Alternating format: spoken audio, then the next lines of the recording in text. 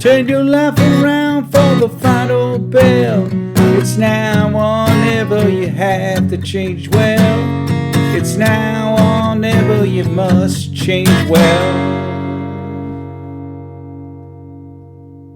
Hello and welcome to another episode of the Change Well podcast. Today's podcast is going to be about hope.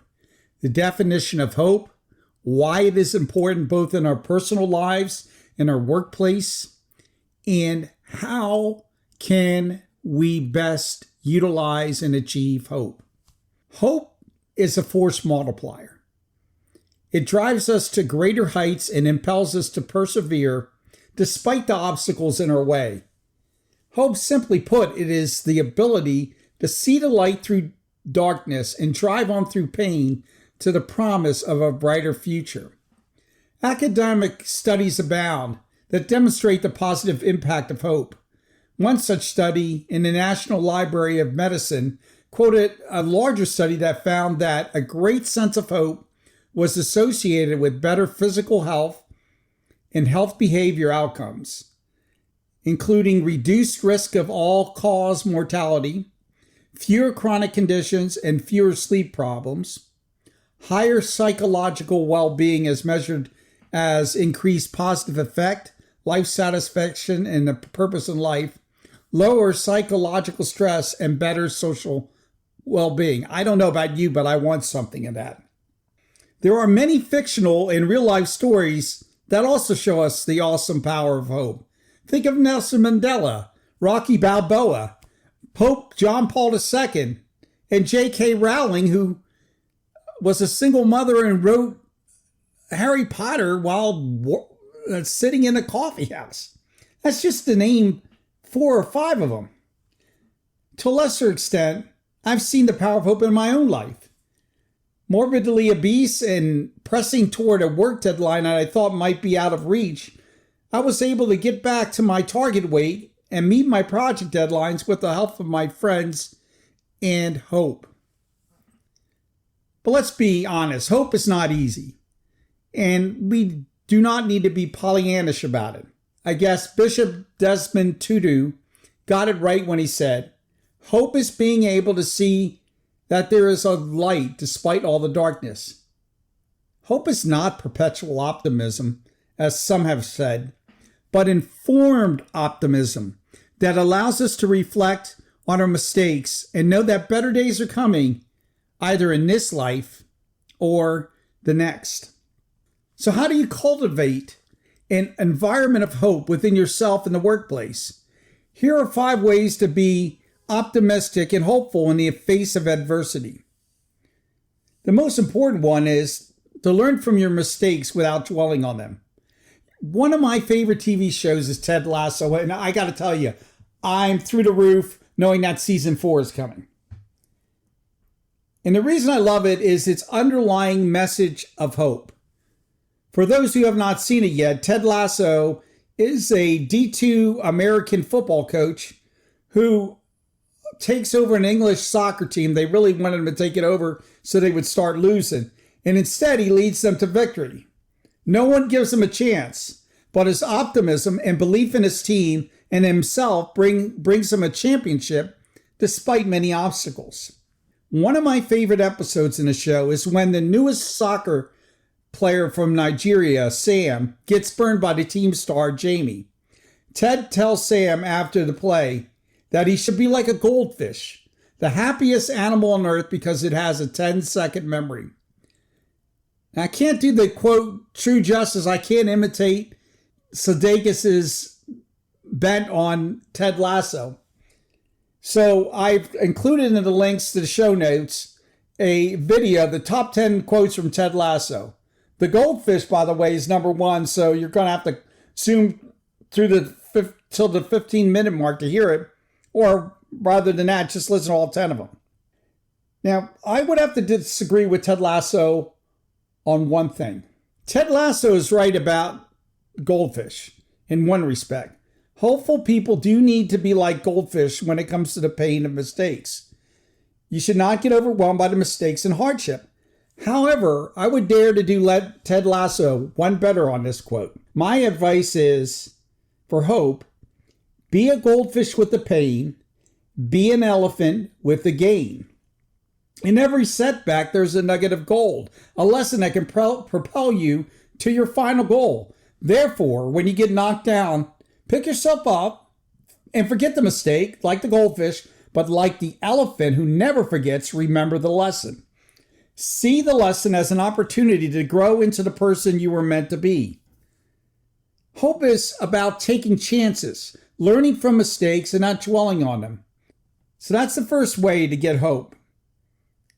Be like the goldfish with the pain. Be like the elephant with the gain when you have hardships in your way. The second thing is develop a vision board and visualize achieving it. One of the main components of hope is to have a vision of the future where you become the person you should be and were meant to be. One way to give hope a nudge is to develop a vision board of what you will become. Now, I have posted a link to a blog that I wrote about how to develop a vision board. And so you can read more about that. Making a vision board, however, is a start, but not enough.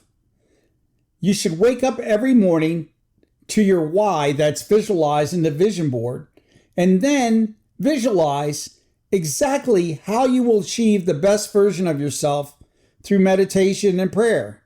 It's not simply enough to create a vision board one time. You should visualize how you're going to achieve it each morning, or it becomes an empty promise or a meandering dream. Focus each morning on how you will make that vision happen, and reflect each evening on what steps, no matter the size, you made to make your vision happen.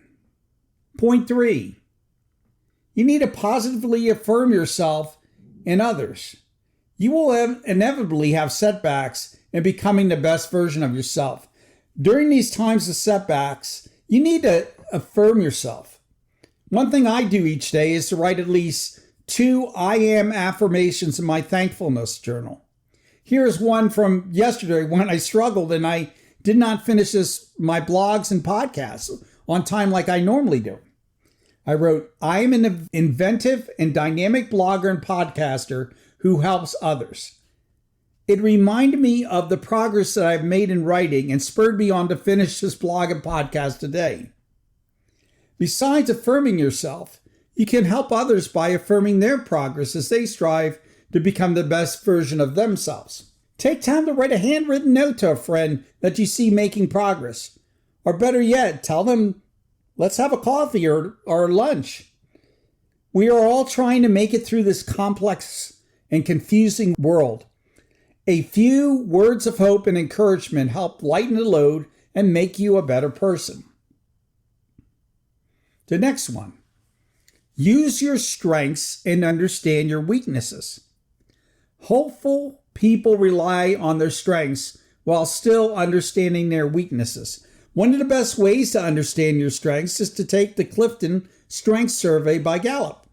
Why take a survey? For 2 reasons. First, we may think we know our strengths, but this scientific survey investigates 34 different strength themes. You may have a hidden strength you're not leveraging or a weakness you're discounting. Second, when you take this survey along with other team members, the survey can point out other people's strengths that can counter your weakness and vice versa. And then a seemingly impossible task suddenly becomes possible when you pull together the team's unique talents. The last point, hope springs eternal. We move now to the spiritual aspect of hope. There's always room for hope, even if you're getting on in years like I am. Many people face hardships most of their lives only to go on to success later in life.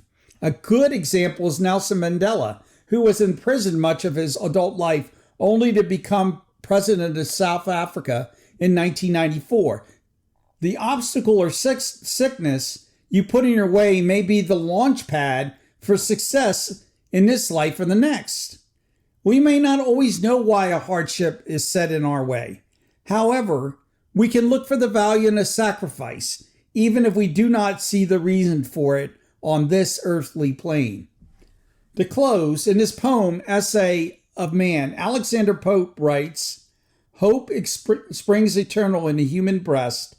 Man never is, but always to be blessed. The soul uneasy and confined from home rests and expatiates in a life to come." Let hope spring eternally in your life so you can become the person you were meant to be. And in that way, you can change well. And until next week, change well.